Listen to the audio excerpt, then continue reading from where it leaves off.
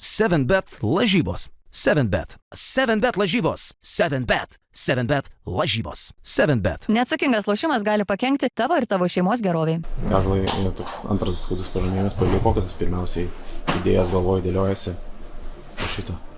Žinau, tai truputį skirtingai pradėjome prieš Olį.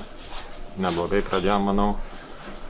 Davėm tą kontaktą pirmį pagaliau ir viskas ėjos kaip ir turėtų eitis, bet paskui vėl atrodo pirmaujam 10-12 taškų ir, nežinau, nesugebam išlaikyti, nežinau, gal to ritmą, nežinau kaip pavadinti, bet visada varžovas grįžta ir tai, nežinau, ne pirmas rungtynės, tai, nežinau, visi turim, nežinau, susėsti ir žiūrėti video ir dirbti, nežinau, gynybos. Tai.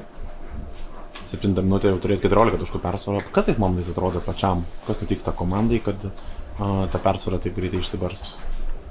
Nežinau, tai kas galvoja, kad man asmeniškai, kad davai neišbarstam tas persvaras. O nežinau, tai visa komanda čia ne tik 1-2 žaidėjai, niekada negalima rodyti pirštų, bet visa komanda tiesiog kaip kolektyvas turim turėti tą tikslą, išlaikyti tą persvarą ir laimėti rungtynę su tą persvarą.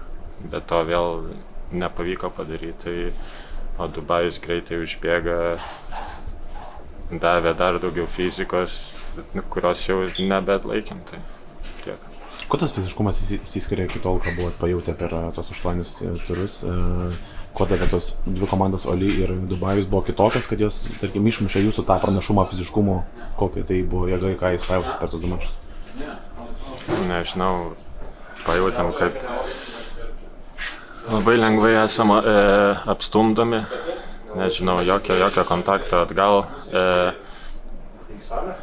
Vėlgi šitose rungtynėse nepadarėm baudų, kur reikia padaryti, o darėm baudas, kur nereikia daryti. Tai čia aš irgi 2 tokias padariau, kur gal ir nebuvo baudos, bet sušlipė 2 metimai, 2 taškai. Tai tokie lengvi taškai irgi, nežinau, ant greitos iš po krepšio atrodo per 1-2 sekundės įmeta, tai negalima vis tiek.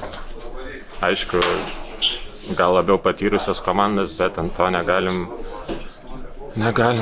nieko teisinti, tai nežinau, grįšim į Lietuvą, dirbsim ant gynybos, aš taip manau.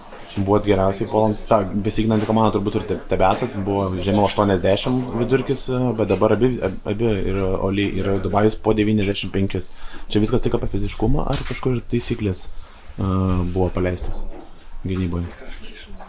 Manau, kad ne tik fiziškumas, čia dabar visi rašys, kad vien fiziškumas, bet nežinau, ir buvo tų komunikacijos klaidų tikrai ir visko buvo, kas nėra gerai gynybai, tai nežinau, negaliu labai išvardinti, bet viskas buvo nelabai gerai, kaip norėjom šią naktį. Pačiam tai karjeros rungtynės, bet nublanksta, bet viskas. Visai neblogai skrajoja, buvo pojūtis geras? Tai geras, bet kai komanda, kai mes pralaimėm, tai negeras. Daug minčių dabar atnešate 2 pralaimėjimų, po to sėkmingą startą, tai dabar 2 išėlės klumpas. Ne, manau, turim patyrusių žaidėjų, susėsim Kaune Rūbinėj, visi išsikalbėsim, manau, ir, nežinau, aukštą galvą eisim toliau, vis tiek laukia dar išvyka į Madridą, tai, nežinau, man asmeniškai tai labai gera komanda, kiek žiūrėdavau per televizorių, tai, nežinau, labai gerai žaisdavo, kiek atsimenu, tai, ja, laukia labai sudėtinga išvyka ir, sakau, grįšim į Kauną, viską apsitarsim. Daug tų charakterių Dubajuje matėm ir Kabengėlės, tą smūgelį, Lanovai, daug buvo tokių nešvarių žaidimų, ko jautėsi po krepšio? Jaučiasi, neminėsiu pavardžių, bet jaučiasi. Ko išsiskiria, kas tai per veiksmai? Smūgiai, palaikymai? Tai jo, taip, kai bandymai paslėpti tą nuo teisėjų, bet Ulė iškart nukrito kaip pašautas ir nuėjo peržiūrėti, nes tikrai sudavė į žemiau čia kažkur, tai skauda. O kuris labiau kapojasi, tas iš K raidės ir tas iš B raidės? Abu, gal.